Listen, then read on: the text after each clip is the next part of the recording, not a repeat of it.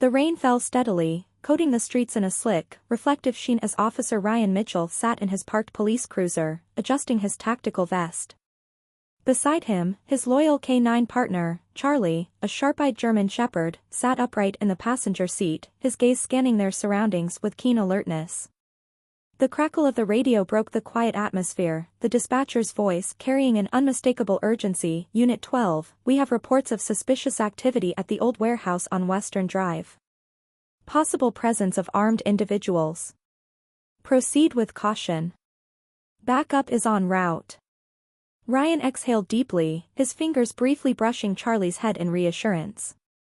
Just us for now, buddy. Stay sharp, he murmured.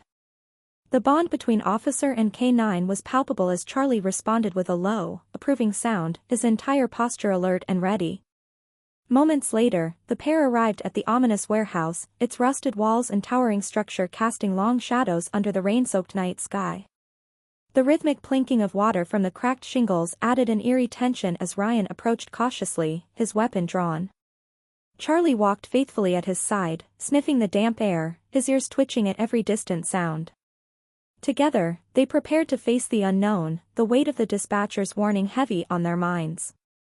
The dim light of Ryan's flashlight cut through the suffocating darkness of the warehouse as he moved cautiously, his breath steady but focused. Beside him, Charlie's ears perked, his nose twitching to pick up any trace of an intruder. The silence was broken by the faint sound of shuffling footsteps echoing from deeper within the cavernous space. Ryan signaled for Charlie to hold position as he pressed his back against a rusted column, peering around the corner. In the distance, he spotted two shadowy figures huddled near a stack of crates, their hushed voices betraying their presence. One of them held what appeared to be a weapon, its barrel gleaming faintly under the sparse moonlight streaming through a broken skylight. Police! Drop your weapons and put your hands where I can see them. Ryan commanded, his voice firm and unwavering. The figures froze momentarily, startled by the sudden confrontation. One of them hesitated before lunging for cover, while the other raised their weapon in defiance. Without hesitation, Charlie sprang into action at Ryan's command, his powerful frame a blur as he darted toward the suspect. The figure stumbled backward, dropping their weapon in a clatter as Charlie's bark reverberated through the space. Ryan moved swiftly, securing the disarmed individual while Charlie stood guard, teeth bared and ready. Meanwhile, the second figure attempted to flee, but the backup sirens growing louder outside signaled that their escape was futile. As Ryan secured the scene, his heart steadied, knowing the dangerous confrontation had been defused with precision and teamwork. The wail of approaching sirens echoed through the warehouse district, signaling the arrival of reinforcements. Ryan stood at the entrance, his flashlight cutting through the fog of the cool night air. Charlie sat at his side, alert but calm, his job well done for the moment. Moments later, the piercing blue and red lights reflected off the warehouse walls as patrol cars skidded to a halt outside. Officers poured out, their boots crunching on the gravel, weapons drawn and ready. Good timing, Ryan muttered as Sergeant Miller approached, her expression a mix of determination and concern. "What's the situation?" she asked briskly, scanning the area. "Two suspects apprehended," Ryan reported. "One attempted to flee, but Charlie and I neutralized the threat. The other is inside, disarmed and cuffed." Miller nodded, motioning for a team to secure the perimeter. Additional officers entered the warehouse, ensuring no one else was hiding in the shadows. Ryan led them to the detained suspects, who sat on the cold concrete floor under the watchful eye of another officer. The scene buzzed with coordinated activity as evidence was bagged, statements were taken, and the suspects were escorted to waiting patrol cars. Despite the tension, a sense of relief settled over Ryan as the weight of the operation shifted from his shoulders to the team. Charlie wagged his tail slightly, sensing his handler's mood. "Nice work, Ryan," Miller said with a nod. "And Charlie, too. Looks like we've got enough to close this case."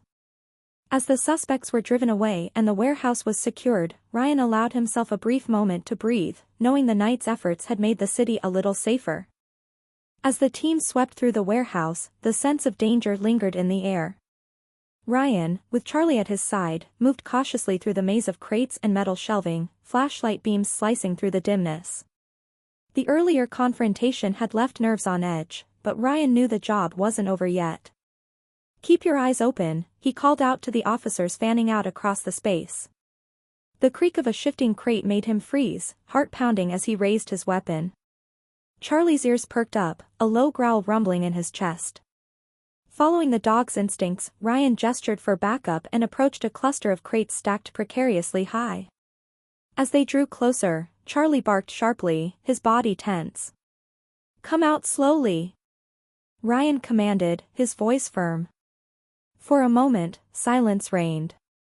Then, with a shuffling noise, a man emerged from behind the crates, hands raised. He was unarmed, but his defiant glare spoke volumes. "Got another one," Ryan said into his radio. Officers moved quickly to detain the man, but the discovery didn't end there. As the team searched further, they uncovered a hidden compartment built into the floor. Inside were boxes of contraband, evidence of the operation they had been tracking for months. The find was a breakthrough, but it underscored the risks they had faced. Ryan couldn't shake the tension, knowing how close they had come to missing the hidden stash. It was a reminder that in their line of work, vigilance was as vital as courage. With the warehouse secured and the evidence catalogued, Ryan finally allowed himself to exhale, the weight of the night slowly lifting from his shoulders. With the warehouse fully secured, the team shifted focus to apprehending the remaining suspects. Officers moved methodically, clearing each section of the facility while Ryan and Charlie stayed alert for any signs of resistance. The earlier confrontation had revealed how desperate these individuals could be, and there was no room for complacency. In the far corner of the building, near a loading dock, Ryan heard a sudden noise, quick footsteps followed by the sound of a door slamming. "We've got movement," he called over the radio, signaling for backup as he and Charlie pursued the fleeing suspect. The chase led them through a narrow corridor littered with debris, the suspect attempting to evade capture by weaving through obstacles. Charlie, trained for moments like these, lunged forward with precision, cutting off the suspect's escape route. The man froze, realizing he had no way out. Ryan moved in swiftly, issuing a clear command. "Hands up! Get on the ground!"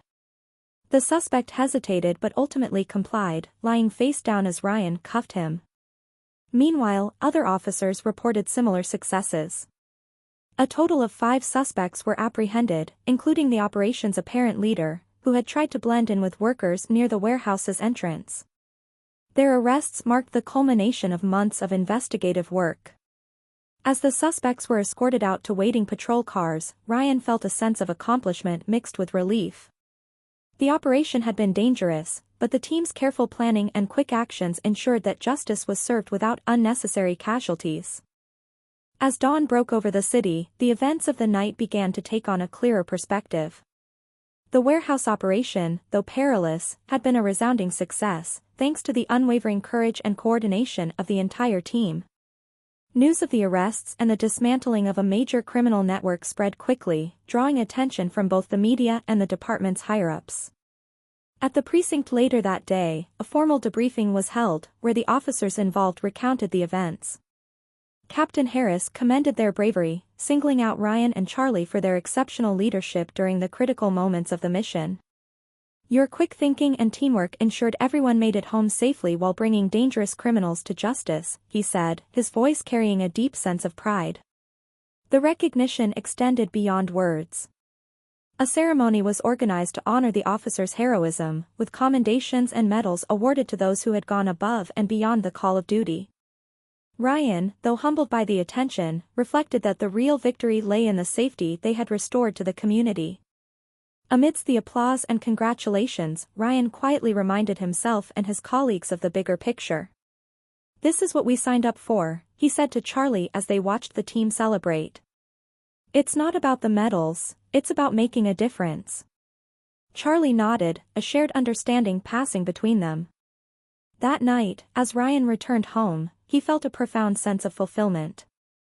The mission had tested their limits, but it had also reaffirmed their commitment to protect and serve.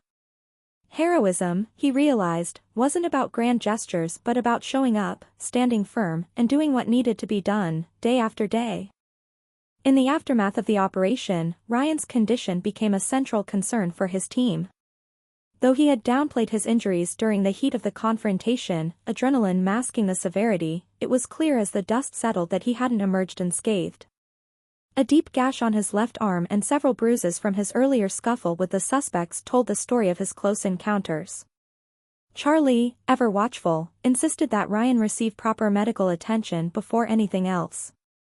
"You're no good to anyone if you don't take care of yourself," Charlie said firmly, ushering him toward the paramedics waiting outside the warehouse.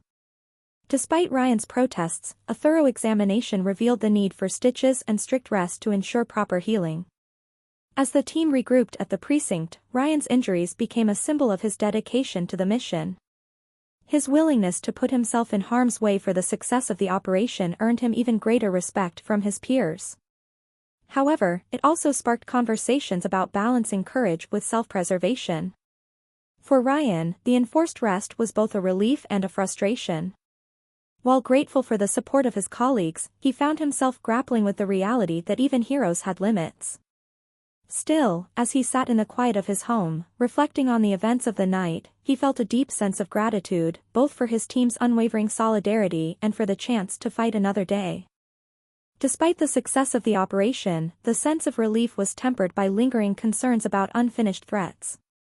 While the primary suspects had been apprehended, the investigation revealed troubling signs that the criminal network extended far beyond the warehouse. Documents seized during the raid pointed to additional players involved in the illegal operation, their identities still shrouded in mystery. The team gathered in the precinct's briefing room to analyze the findings. Maps, coded messages, and financial records covered the table, each piece offering tantalizing hints but no definitive answers. "This isn't over," Charlie stated, his tone resolute. "We've cut off one branch, but the roots run deeper. Whoever's behind this won't stop just because we've made a dent." Ryan, recovering from his injuries, studied the evidence alongside his colleagues.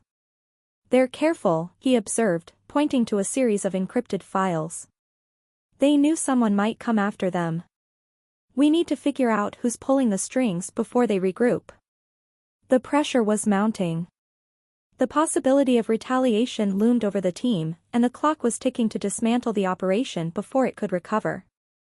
With every lead pursued, the team inched closer to the truth, but they also faced the unsettling realization that their adversaries were as resourceful as they were dangerous. The fight wasn't over yet, and the team knew they had to stay vigilant. The raid had been a victory, but it was just one battle in a war that was far from won.